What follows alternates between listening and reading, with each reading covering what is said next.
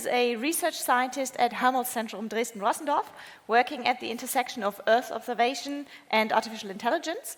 Her current research is on understanding the global carbon cycle, and that is the topic of her talk, Advancing Global Carbon Stock Mappings with the 3D ABC Foundation Model. Thank you.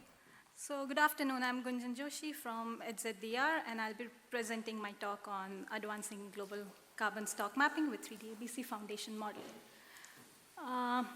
So what is the ABC in 3D ABC? So ABC in 3D ABC refers to the above below carbon stock. And with carbon stock, I mean is, so we need to understand the carbon exchange happening. Thank you. We need to understand the carbon exchange that is happening in the reservoirs, in the carbon reservoirs in the Earth, which include the atmosphere, the ocean, the land, and the biosphere. And here. So we have carbon sources and we have carbon sinks. Carbon sources are biomes that are emitting carbon, which include thawing permafrost in Alaska or Siberia, and carbon sink usually represents big rainforests. And we need to understand the carbon budget to link it to the land use and land planning. And it can also, so in 3D ABC, we focus only on the terrestrial carbon budgeting and not on the marine or on the atmosphere. So in the past, we had some approaches that were done for mapping the carbon stocks. And here you can see the biomass maps from ESA and another map for the greenhouse gases flux. And these maps can actually tell us about the places where we have carbon sources and carbon sinks.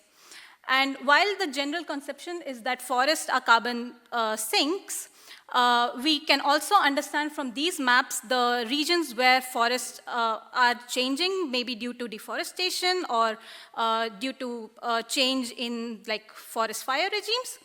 And this can help us in understanding the overall Earth, the Earth.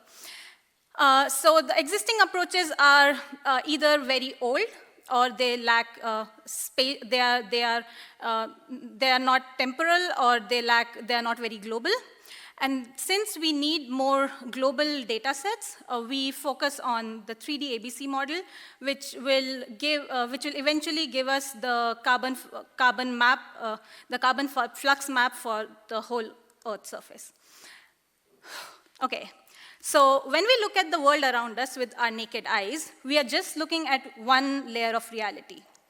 But to truly understand the planet, we need to observe it through multiple lenses.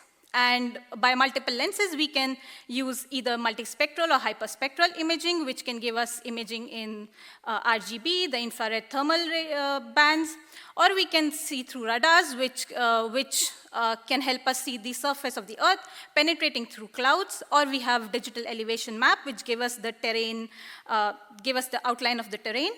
Or we can see using lidars, which can give us tree canopy heights.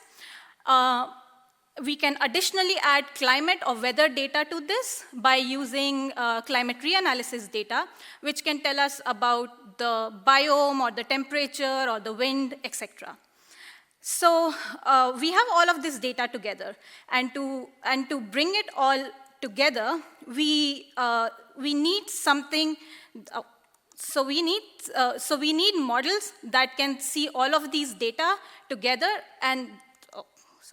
So we need models that can see all of these data sets together, and these data sets vary.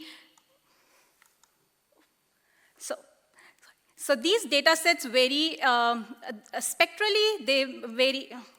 Okay, did not expect that. Okay, so these vary. Come on. Okay, so there are multiple resolutions. I'll try to speed it up. They are 2D or 3D, and they are also, okay. Anyways, so for 3D ABC, we focus on many different type of input data sets. The data sets that we have selected are harmonized Landsat Sentinel HLS data, which is a product between Landsat and Sentinel-2. And the harmonized Landsat Sentinel can give us observations every 2 to 3 days, and individually Landsat and Sentinel give us observations once a week. And so we use the harmonized product because it is more legacy, it has more coverage, and yeah. And then we have Tandem X, which is provided to us by colleagues from DLR. And this, radar,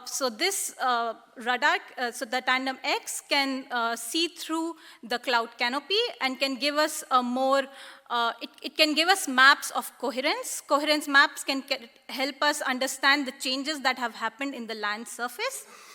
And then we have JDI, which is a LiDAR-based sensor, which can measure the vertical structure and the canopy height. And JDI is a 3D data set that we have. And finally, to bind everything together, we have ERA5. And ERA5 is a climate reanalysis data. And ERA5 gives us hourly, monthly, and yearly estimates of the Earth's surface. And as you can see, all of these data sets are very different temporally. And so we have variability in spatial resolution, the temporal resolution. And so in the 3D ABC Foundation model, we focus on a few downstream tasks. In the first foundation stage, we will focus on the cloud cover and the land cover and land change, and the vegetation height. After which, we will focus on estimating the above-ground carbon stock. Above ground means forests, basically. And then we will focus on the permafrost carbon stocks, which means focusing on regions in the tundra, the Alaska region. And then we will try to understand the carbon impact of disturbance regimes. Disturbance regimes means forest fires or deforestation. And then we'll focus on the net primary production, which will give us an estimate about how plants absorb CO2 and produce biomass, and the net ecosystem exchange, which can tell us the net carbon flux between the land and the atmosphere. So for the 3D ABC foundation model, we evaluated several architectures, including the Prithvi architecture, the Vision Transformer, the Swin Transformers, and DOFA. And we needed to have an architecture which could integrate the 3D information which is present in our project. And that led us to adopt the 4M model, which is the massively multi-model mask modeling. And this is the backbone of the 3D ABC project. And in the 4M model, we tokenize the different modalities independently, like the optical data set, the elevation data set, or the metadata set, into a shared latent space. The model is trained in a self-supervised way by masking and predicting tokens rather than just using the raw data by itself. And this helps us learn the cross-model relationships during the pre-training.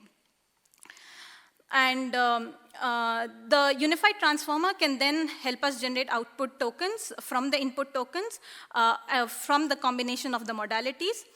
And even though 4M, it was initially designed for vision language tasks, we are adopting it to the Earth observation domain.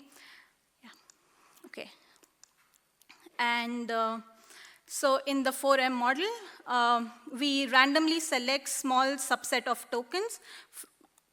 We randomly select small subset of tokens from the input modality, from all the modalities, and input it to the model. Another small subset of tokens is treated as targets, and then these interact in a shared latent space, and we are able to integrate information from the different modalities. So in summary, we selected the 4M model, and so this is the status of our project now. We are currently focusing on the Amazon region, and then we will focus on the tundra region. And we have prepared the input data set for the Amazon, and we are in preparation for the data set for the tundra region. And we are focusing now on finalizing the pre-training the model and then finalizing it for the first downstream task. So 3D ABC will be able to give us more enhanced view of the carbon stock dynamics. And then it can help us in understanding, more detailed understanding of the science, the society, and the policy making behind it. Yeah, thank you.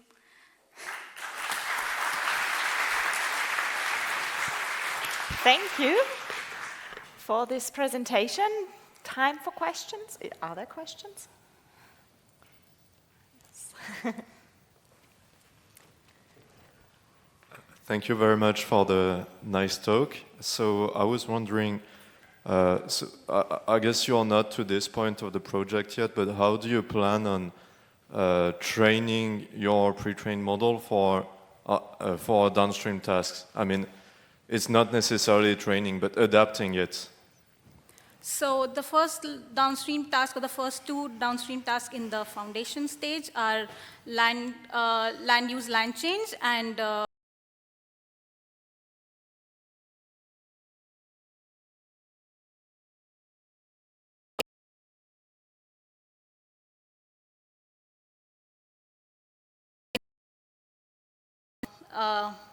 LULC, we will be using the data set that we generate from the HLS, the TandemX, the ERA5, and the JEDI. Okay, then you have like downstream data sets and you fine-tune your model on it. Is that it? Okay, thank you. More questions? I do have one. I find this very interesting, especially the focus on forestation and land surface. However, I've heard someone very smart and much more into this topic than I am say the biggest contribution to change in land surface is the chainsaw. Do you have means or plans to include the human factor into your model?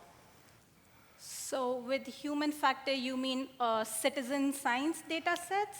For example, I mean, is there such a thing, or I don't know, but the thing is that land surface changes due to people cutting down forest or deforestation again. So how do you account for this? I think that's something that would be another modality that would come with its own challenges. Mm-hmm. But I've seen people that have started integrating more like citizen science or data set related to like human demographics mm-hmm. into their models. But for now, for the 3D ABC, we are just going to focus on the sensor data sets, and maybe at a later stage, probably those kind of citizen science data set or demographic data sets can be added. Okay. Thank you. If there